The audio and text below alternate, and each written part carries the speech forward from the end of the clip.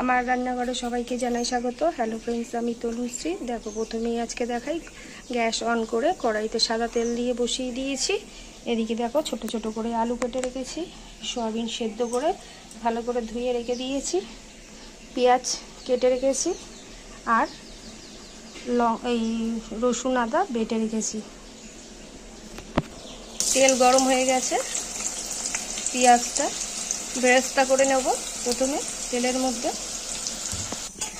পেঁয়াজটা বেরেস্তা করা হয়ে গেছে।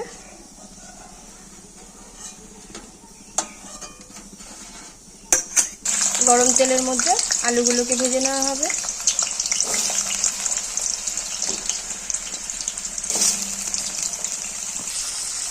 অল্প একটু হলুদ, নুন দিয়ে আলুটাকে লাল লাল করে ভেজে নেব।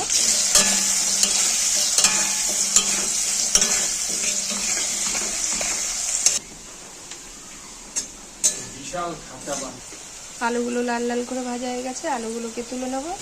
গরম তেলের মধ্যে আমি ডিম সেদ্ধ করে রেখেছিলাম, ডিমটাকে এবার নুন হলুদ মাখিয়ে ভেজে নেব। ডিমটাও ভাজা হয়ে গেছে, ডিমটাকেও তুলে নেব। ওই তেলের মধ্যে সেদ্ধ করা সয়াবিনটাও নেড়ে চেড়ে ভেজে নেব।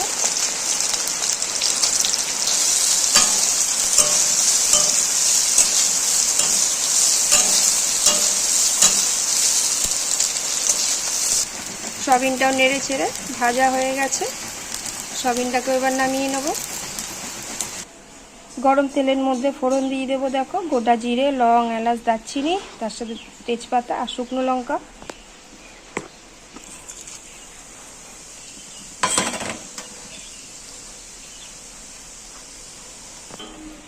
নেড়ে চেড়ে ফোড়নটাকে ভেজে নেব।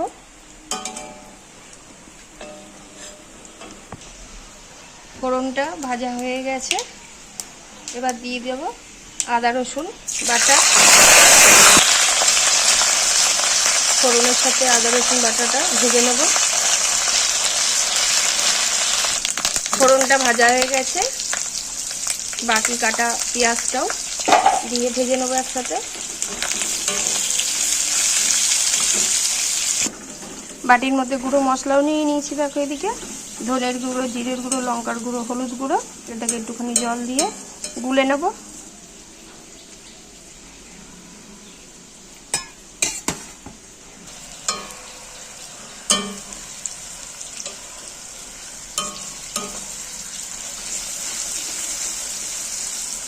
পেঁয়াজটা ভাজতে ভাজতে টমেটো পেস্ট দিয়ে দিলাম। সব একসাথে নেড়ে চেড়ে ভাজতে থাকবো।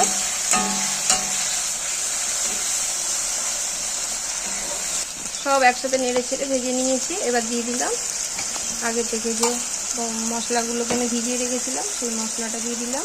জিরের গুঁড়ো, ধনের গুঁড়ো, লঙ্কার গুঁড়ো, হলুদ। এবার সব একসাথে করে ভালো করে কষিয়ে নেব।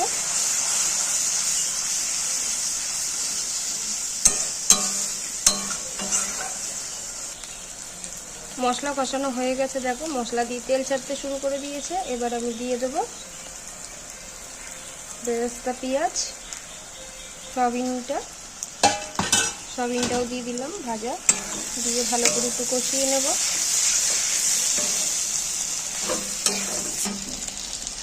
ভাজা আলুটাও দিয়ে দিলাম, নেড়ে চেড়ে সব একসাথে মিশিয়ে নেব।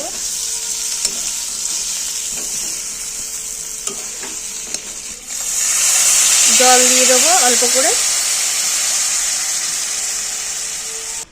পরিমাণ মতন জল দিয়ে দিয়েছি। ব্যাস, এবার একটুখানি সময় দেব। গ্রেভিটা ফুটতে শুরু করে দিয়েছে। স্বাদ মতো নুন দিয়ে দিলাম। আলু ভাজার সময় তো আমি দিয়েছিলাম। ব্যাস, এবার নাড়িয়ে ছাড়িয়ে নুনটাকে মিশিয়ে দেব।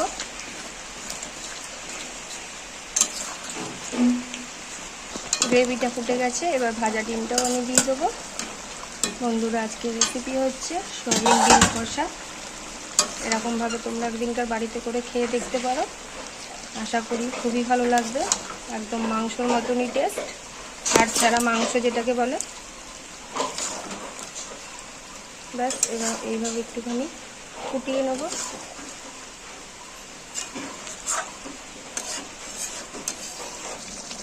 দেখো একদম কষা কষা হয়ে গেছে। এবার নামিয়ে নেব। উপর দিয়ে গুঁড়ো গরম মশলা ছড়িয়ে দিয়ে ব্যাস রেডি সয়াবিন ডিম কষা। দারুণ একটা গন্ধ বেরিয়েছে কিন্তু বন্ধুরা।